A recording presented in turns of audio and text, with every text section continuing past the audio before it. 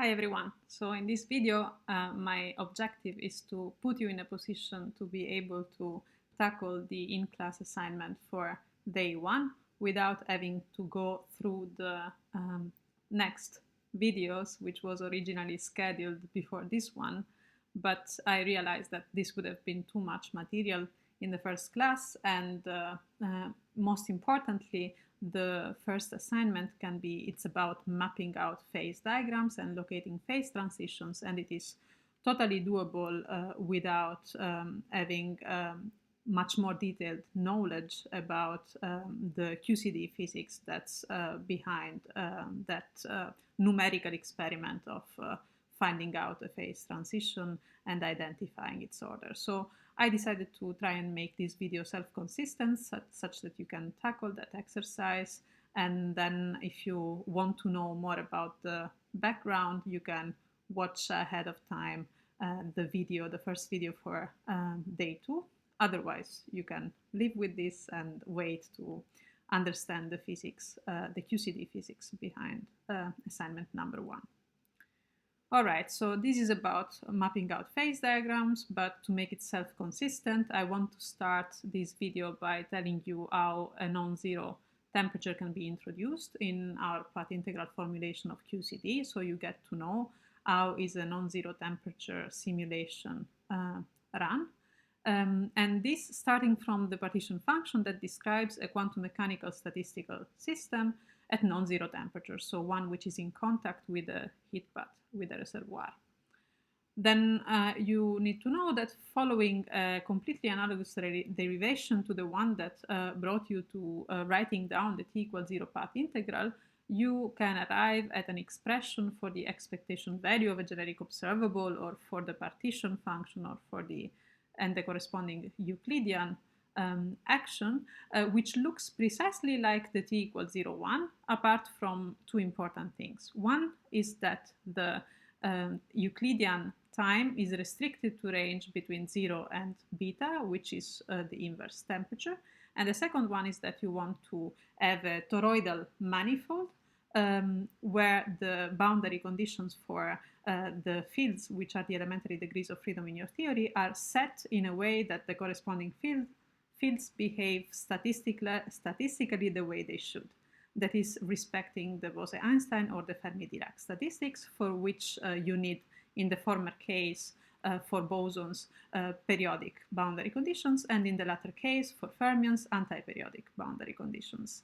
Then in the formal equivalence between the quantum mechanical statistical system in a heat bath and the Euclidean quantum field theory with this Euclidean action, you can also read out the connection between the temperature and the temporal extent of our compactified in time lattice volume through the lattice spacing, which is in turn controlled by beta, the coupling. All right, so this relation tells you how you can change the temperature, either in discrete steps by changing n tau, or with smoother steps by changing the coupling beta. And in your simulation or on your lattice that would look like a torus, like the one represented on the slides in 2 dimensions, you also want to make sure that some scale separation is respected, so that the lattice spacing is much smaller than the largest screening length in your physical setup, which is in turn much smaller than the spatial lattice extent of your lattice, which has to contain that correlation length.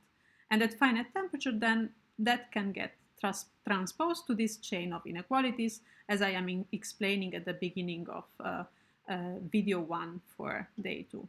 Okay, and then it is important to know that when you want to take a continuum limit, you want to do it at fixed temperature, which is also something I'm also commenting at the beginning of the next video. So all in, just to make the picture even clearer, the idea is that the real world does not fit in a tiny coarse donut, where you cannot accommodate that large correlation length I was talking about before. And especially if you're interested in phase transitions, we will see in a moment that the key feature of second-order phase transition is precisely a diverging correlation length. So even more, you need to have a large enough box. So you need to send v to infinity in order to fit more physics, and this is what we call the thermodynamic limit on the lattice. And then you know that to recover continuum physical results, a continuum limit has to be taken, which means that this donut has to be made denser in terms of how many lattice sites it contains, and this allows you to resolve more physics. And of course, when you take the thermodynamic limit before the continuum limit, you know that at every value of the lattice spacing, as you take the continuum limit, you still want that thermodynamic limit to be asymptotically reached. And this means huge costs for your simulations, but that's how things should be done. Okay, and as I said, the first in-class assignment is going to be about phase transitions. So let us remind ourselves what these transitions are in terms of free energy and partition function, and the partition function of the system. These are non-analyticities in the free energy as a function of its thermodynamic parameters, and these are the temperature, the chemical potential, the volume. Then you need a thermodynamic limit for singularities to develop, as we learned from Lee and Yang. Otherwise, the free energy is fully analytic. Especially in QCD, if you think about that, the partition function is a functional integral over a compact group, and the integrand is a bounded exponential, and it contains no zero mass excitation if you want to reflect nature, and therefore you surely don't have non-analyticities until you take the continuum limit. Then how do we assess whether the real system, whether QCD has or has not a true phase transition when we simulate it in a finite box?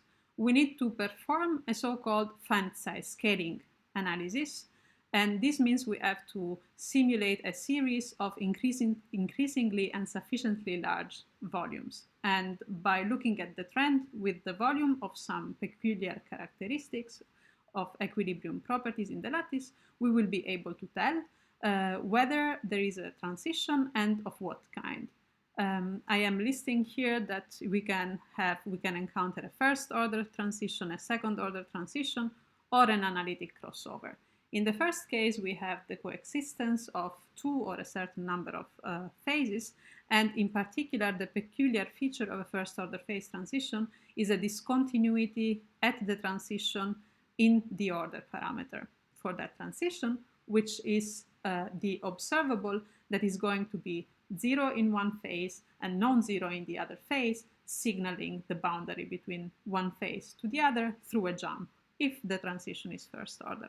However, there are also second order phase transitions in which you observe rapid but continuous variations at the level of the order parameter, but the peculiar feature in this case is a diverging correlation length, which is reflected in a diverging peak of the fluctuations of that order parameter that you can observe at the level of the variance of the distribution of the order parameter. More about that in a moment. Third possibility, we can have an analytic crossover. In that case, there are no non-analyticities in F, not even in the thermodynamic limit, and analytic crossovers are characterized by the fact that pseudo-critical rather than critical values of the thermodynamic parameters or the couplings are defined from different observables, are not bound to coincide. So you can look at different observables. None of them will be a true order parameter because true order parameters correspond to true phase transitions, and you will observe rapid variations at some point in these observables, pointing to a crossover that's happening, leading you from one phase to another, but in a continuous and smooth way. And then a second observable might point in the direction where there is an analytic crossover, but at a different value for a given coupling, for example, for the temperature or anything like that. Okay, now in QCD, we have reasons to believe from lattice studies, from what we can learn from perturbation theory, from, especially at zero temperature, from effective theories, that there are different phases of QCD matter: the hadronic phase, the quark-gluon plasma phase, a color superconducting phase, a Bose-Einstein condensate phase with pion condensations, a superconducting Bardeen-Cooper-Schrieffer phase with pseudoscalar Cooper pairs, and so on and so forth, depending on which thermodynamic parameters are switched on and what their value is. So in principle, there is a lot to study in order to map out the phase diagram of QCD. Something or a case which deserves particular attention is the case of second order phase transitions. As I mentioned already, a peculiar property of a second order phase transition is a diverging correlation length, and that enables universality. By universality, I mean the fact that the microscopic details of the interaction become irrelevant in a renormalization group kind of language. So the system shows a collective behavior which is rather determined just by the global symmetries of the system and its dimensionality, and not by the couplings or the details of the interaction. If that's the case, if we are close to a second order phase transition, then we are able to observe some scaling laws that govern the critical behavior of thermodynamic observables in the critical region based on the singular part in the free energy density. In particular, in fact, indeed, we can decompose the free energy density into a singular and a regular part. And in this case, small t measures the distance from the transition, and small h measures basically the ratio between the masses, which is a measure of the explicit breaking of some symmetry that the system has. Don't be confused at this point. Think about, for example, a two-dimensional Ising model where you can have the temperature and the magnetic field. And this H more or less plays the role of the magnetic field. I will say more about this in a moment. So then if this analogy with 2D Ising stands, we have a lot to learn about the phase transitions in QCD where this analogy stands from what we know about ferromagnetic second order phase transitions in spin models such as that. Because there we really know the scaling laws, for example, in temperature, and we know what are the corresponding critical exponents. There is, though, a problem, and the problem is that this hardly generalizes to QCD in a generic parameter setup. Why? Because there we don't have an order parameter, and global symmetries are broken both spontaneously and explicitly. Therefore, the mapping between parameters in the spin model, such as temperature and magnetic field, and parameters in QCD, such as the temperature, the masses of the quarks, the chemical potential, and so on, are not trivial at all. Okay, despite that, there are studies in the literature where an effective Hamiltonian has been proposed that should sort of set the analogy between QCD and a spin model close enough to a second order transition in QCD. The effective Hamiltonian has the form that I'm writing on the slide. In this formula, capital E and capital M are the energy and magnetization-like operators, such as the two pieces of the action in the 2D Ising model, where you have sum over local degrees of freedom of dimensionless quantities written in terms of those degrees of freedom. And T and H are the temperature and magnetic field up to some factors. Then the scaling hypothesis can be raised, provided that we are close enough to the transition, and that means that we have this definition for the singular part of the free energy density, where B is dimensionless and given by the linear sizes of the lattice, and D is a spatial dimension of the lattice. And then you have the dimensions of the scaling field that appear after rescaling on the right-hand side of the equation that goes under the name of the scaling hypothesis. If that holds, then via thermodynamic quantities as derivatives of calculated as derivatives of the singular part of the Hamiltonian, you can work out scaling relations exactly of the form or similar to the form that we have seen for the 2D Ising case, also for this case or corresponding to this effective Hamiltonian. What is the issue? The issue is that E and M in QCD are generally mixtures of observables, such as the gauge action and the chiral condensate, which I am defining in the first video of class 2, but you just have to think of it as yet another observable which is connected with phase transitions happening in QCD. And T and H in QCD are some functions. They depend on the set of parameters that determine the microscopic and thermodynamic state of QCD at which you would like to see in which phase you are and how close you are to a given phase transition. So the coupling, which is connected to the temperature, or the masses of the bare quarks, if you plan to change them, or the chemical potential, and so on. In QCD, then the scaling goes by the dominant exponents, because if you cannot tell whether it is energy-like or magnetization-like, but you still know that the susceptibilities go with some particular exponent in the corresponding spin model, then it is the dominant of those exponents that is going to set the way in which quantities scale on the QCD sides, okay? For example, susceptibility will scale like gamma over nu because the magnetic exponent dominates in the relevant universality classes. So you know what are the reference spin models for QCD based on symmetry, on what we know about the symmetries of the theory.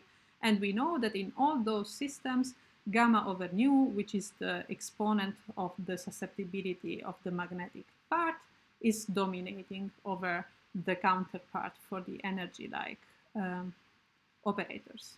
In order to locate a phase transition that you know is triggered by the temperature, which is controlled by the parameter beta, what you do is you simulate the system at different values of this parameter beta, while keeping fixed other quantities, other parameters, such as, for example, the mass, and initially also the linear and temporal extent of your lattice. Then you look at the results of your simulation, in which you must have measured, for example, at every sweep in your Markov chain Monte Carlo evolution, a quantity which might or might not be what you know is the approximate or true order parameter for the phase transition you're interested in.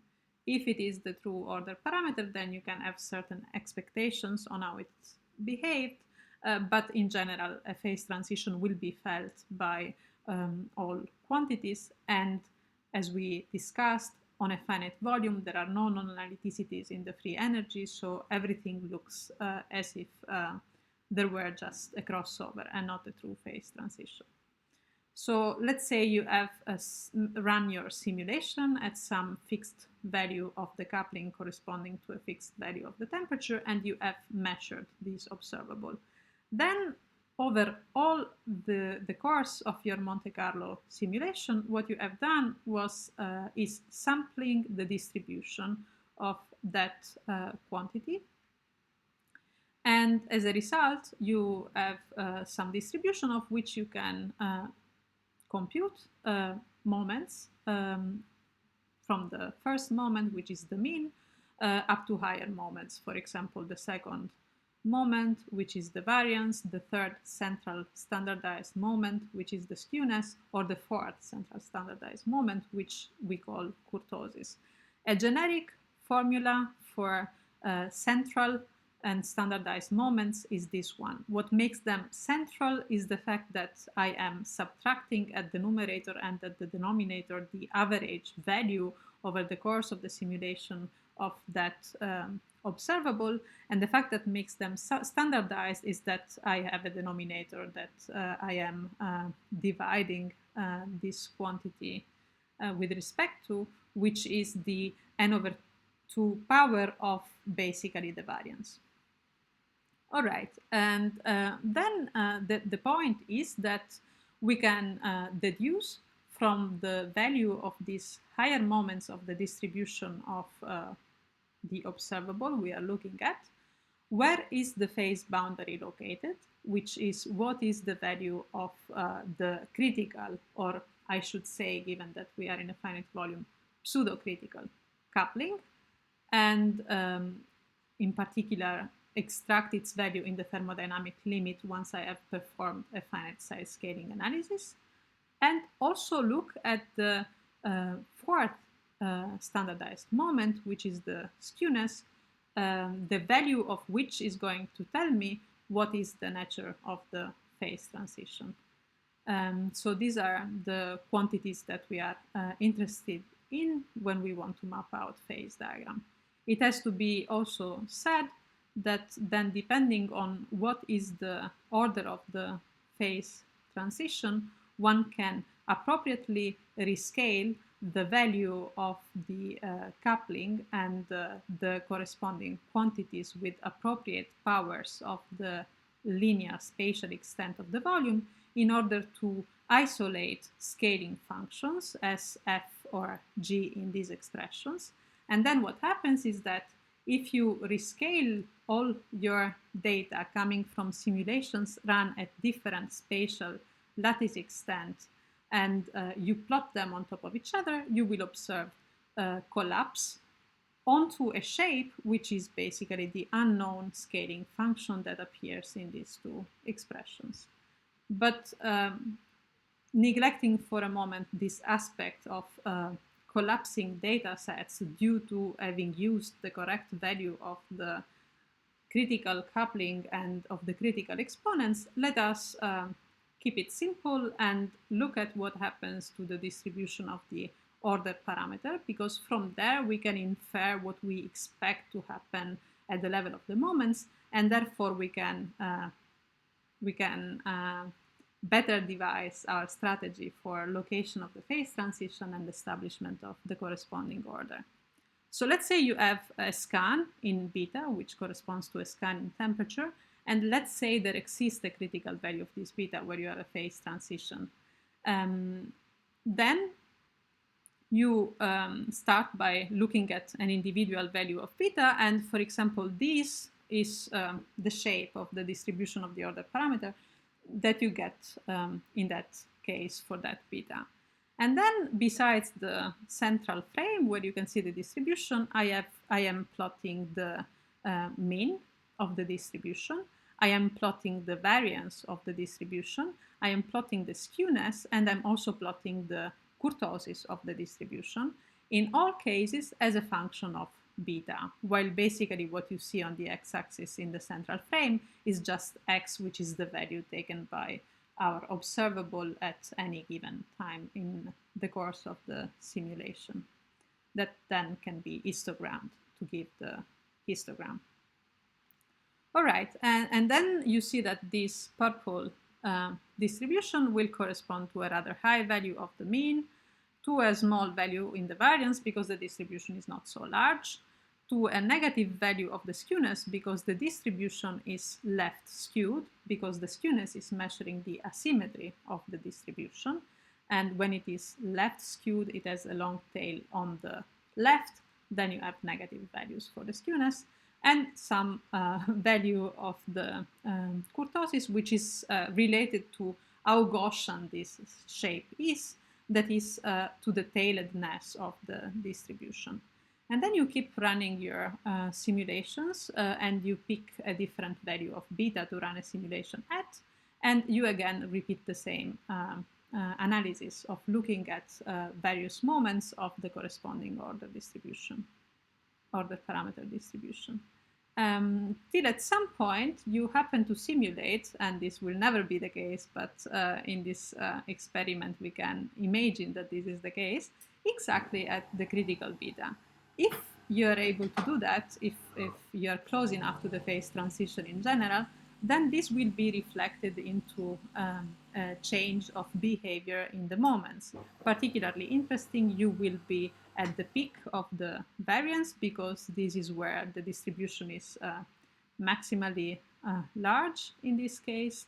And you will have a zero in the skewness, because this is where you sample equally probably both phases in your system. And then you can read out the value of the kurtosis in correspondence to this zero of the skewness. And this, as we said before, will tell you something about the nature of the phase transition.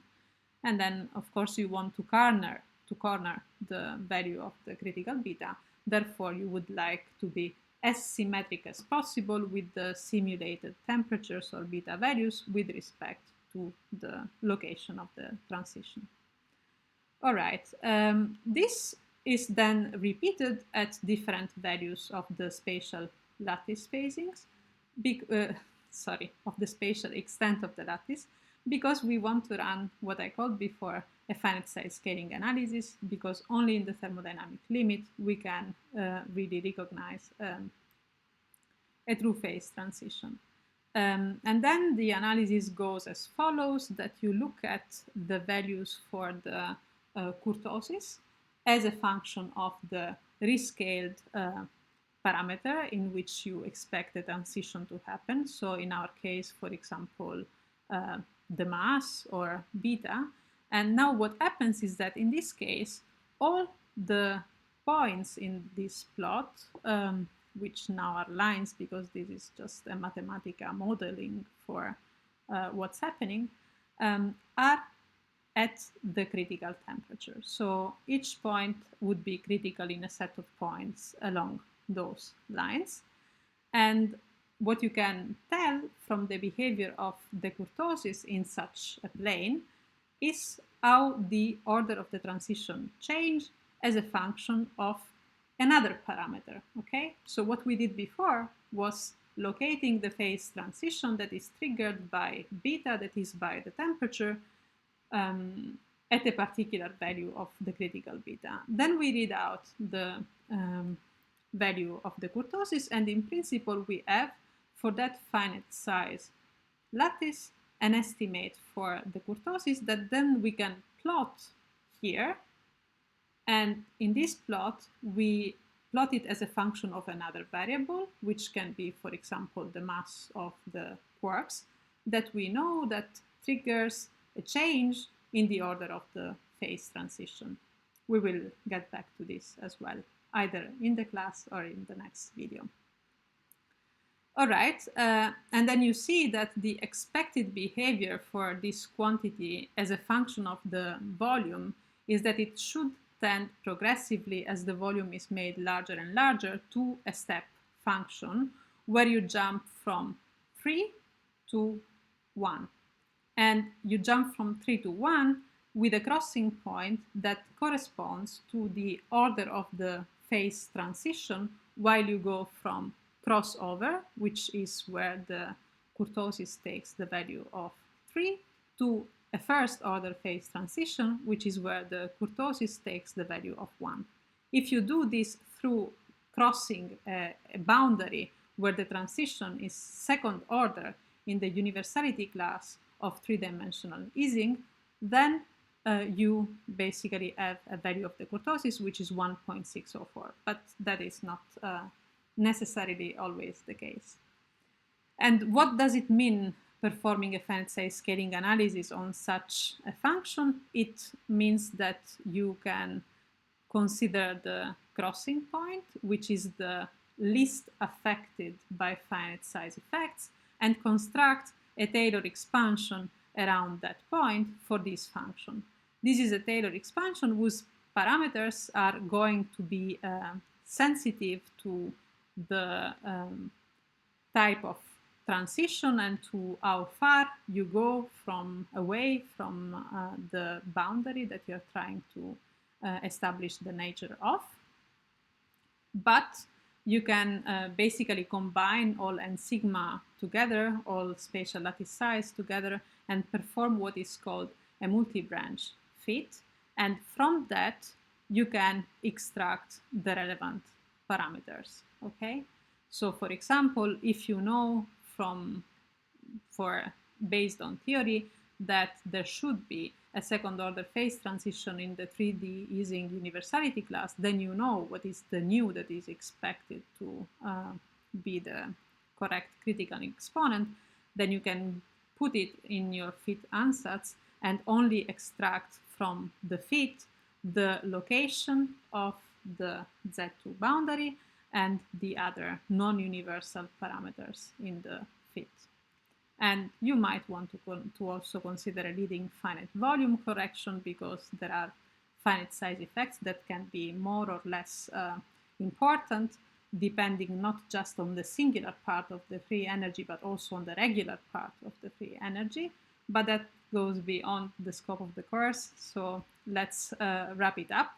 And in particular, as I said, I want to get you ready for tackling the in-class assignment, which is about locating the critical temperature and identifying the order of the phase transition in some fixed setup, thermodynamic setup, which is detailed in the assignment. So the starting point will be, as I said, measurement from Markov chain Monte Carlo simulation of an approximate order parameter for the relevant transition.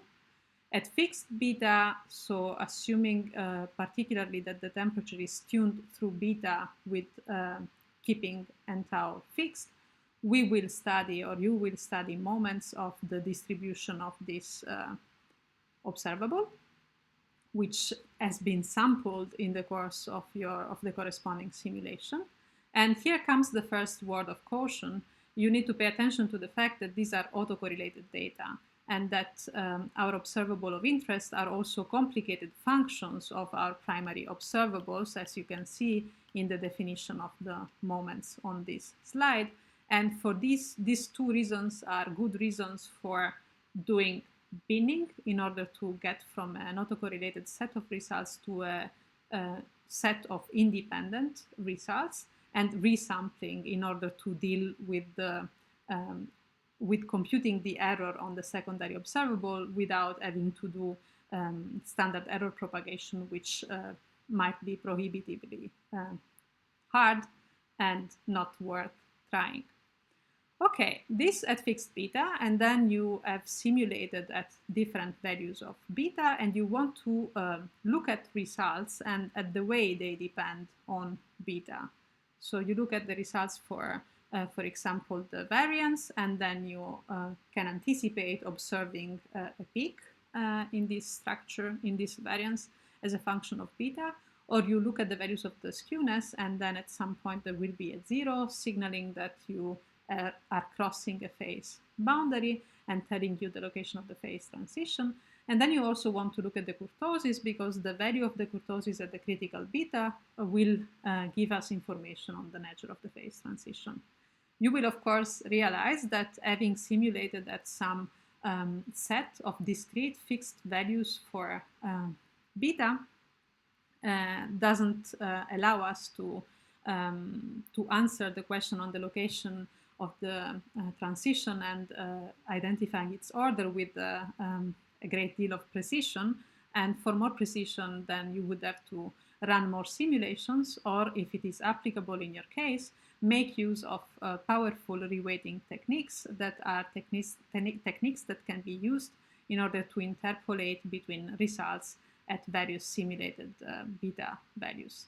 Again, reweighting techniques go beyond the scope of this course and are not considered for the in-class assignment, but I hope you will have fun running the analysis for the location and identification of the order of the phase transition based on some simulated real QCD data.